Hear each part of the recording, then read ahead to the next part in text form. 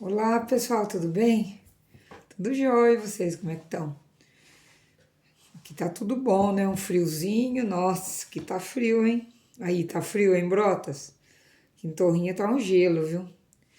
Então, vamos acabar aqui, né? O finalzinho aqui da arte egípcia. Então, o que eu quero dizer para vocês é que os egípcios, tudo para eles era a vida após a morte, né? Então, a religião, a eternidade, a morte, tudo isso era muito importante para eles. Então eles desenvolveram um estilo de arte ali que, por exemplo, entre todos os estilos de arte de todos os períodos, quando você olha a arte egípcia, você reconhece na hora, né? Por quê? Porque assim, durante milênios, eles trabalharam em cima de técnicas, né? Que eram repetitivas, não existia originalidade, por exemplo, na arte egípcia, como existe hoje, né? Então, essas técnicas desenvolvidas por eles já reflete a importância da permanência, né? Permanência das técnicas, a permanência de um corpo para passagem na outra vida, tudo está relacionado à permanência. Então, por exemplo, os artistas egípcios, eles já iam ensinando para os novos artistas as mesmas técnicas que eles usavam, sem mudar uma linha, né? Era exatamente aquilo. Então, aquele tipo de pintura, de desenho, de escultura, de retratação, ela durou todo esse tempo aí, né, das dinastias dos faraós. Né? A gente sabe que durou assim milênios. E a gente pode ver isso assim muito bem, né, representado nos murais dos egípcios. A gente tem aqui na página 18 um mural, né, que é um aí encontrado na tumba do Ramsés, que foi assim um importante faraó lá do Egito Antigo e está no Vale dos Reis, porque lá assim tem o Vale dos Reis e o Vale das Rainhas, onde os reis eram enterrados, as tumbas, né, de reis de várias dinastias e num outro vale, o Vale das Rainhas, onde as mulheres eram enterradas. Então a gente tem aqui um sacerdote, é um escravo, né, que ele tá só com uma roupa na cintura, e o Anubis, que era tinha várias funções, era um deus, né? Guardião das múmias e tal. Aí do lado aqui um outro mural no templo de Luxor, que é um templo assim magnífico também, ali na beira do rio Nilo, onde eles usavam para fazer rituais, assim, cerimônia de passagem da morte, né?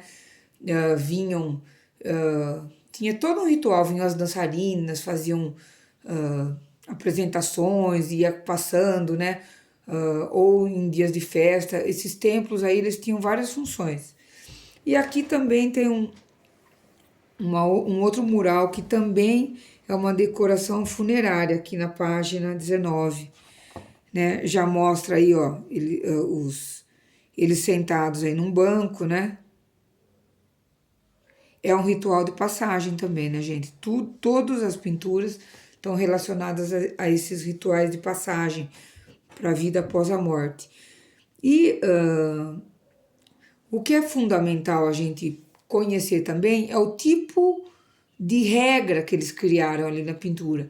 Então a gente chama de lei da frontalidade. Se você tentar fazer, né? Eu vou até na live nós vamos fazer isso. Tentar fazer com o seu corpo a maneira como eles representavam, você vai ter que se contorcer inteiro, porque o que que eles faziam? Eles representavam a cabeça de perfil, os e os membros, as pernas e os braços de perfil, e o tórax e os ombros, e o olho de frente. Então, era um tipo de representação assim que parecia que estava planificada a pessoa, parecia que estava chapada ali, né? Não tem uma profundidade assim, eles desconheciam essas técnicas da profundidade, né? Então, esse tipo de representação a gente chama de lei da frontalidade. Bom, então, tudo isso, né, reflete a busca pelo todo. Então, por exemplo, era proibido você representar uma pessoa só da cintura para cima, você tinha que representar sempre o corpo inteiro. Então, tudo isso tem um significado, né, que é a busca pela permanência, né, por essa plenitude do ser aí, né? Para a vida após a morte. Agora, o que ele vai falar aqui também, nesse capítulo, é sobre a música egípcia. Então, a gente sabe o quê? Que existia música e dança, que isso aparece em muitos murais, né? Geralmente os escravos, era uma função dos escravos, tocarem e se apresentarem em danças. Agora, o tipo de instrumentos musicais mais usados era o alaúde e a harpa, que são assim precursores do violão, porque são instrumentos de corda. Agora, eles acreditam que o alaúde ele não tenha sido de origem egípcia, mas a harpa provavelmente tenha sido de origem egípcia, né? E também tinha flautas e oboés. Tinha oboé duplo, né? Você tinha uma embocadura e saíam duas frentes, assim, né?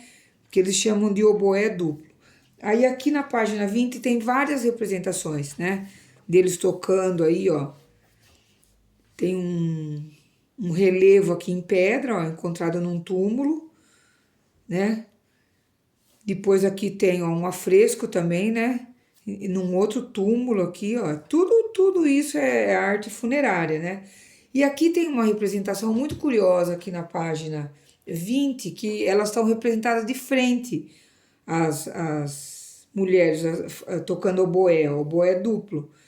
E é uma coisa dificílima você encontrar. A pessoa vista de frente, estão vendo? É contra aquela lei da frontalidade que a gente explicou, né? E aqui também, nessa pintura aqui, ó, que é um retábulo já feito em madeira, tem um escravo tocando harpa, né? Uma pintura belíssima, pro deus Horus, né? Com cabeça de falcão. E aqui também uma outra escrava, ó, na página 21, encontrada também no túmulo de Zezer Karrasombe, né, uma jovem tocando lira, 1420 a 1411 a.C. Então, ao contrário de outras civilizações, né, como a mesopotâmica e a chinesa, o Egito, assim, ele tratava os seus músicos assim como escravos e subalternos mesmo, né? O texto aqui está falando. Por que a gente sabe isso? Pelo tipo de cor que eles usavam, pelas roupas que eles usavam. Porque, por exemplo, quando é um sacerdote, o faraó ou um nobre, geralmente eles estão vestidos com roupa branca, que era feito com linho, né? Eles já faziam tecidos. Isso era um primor, assim, quem conseguia. E os egípcios, eles conseguiam, assim. Ou uma outra coisa muito sofisticada.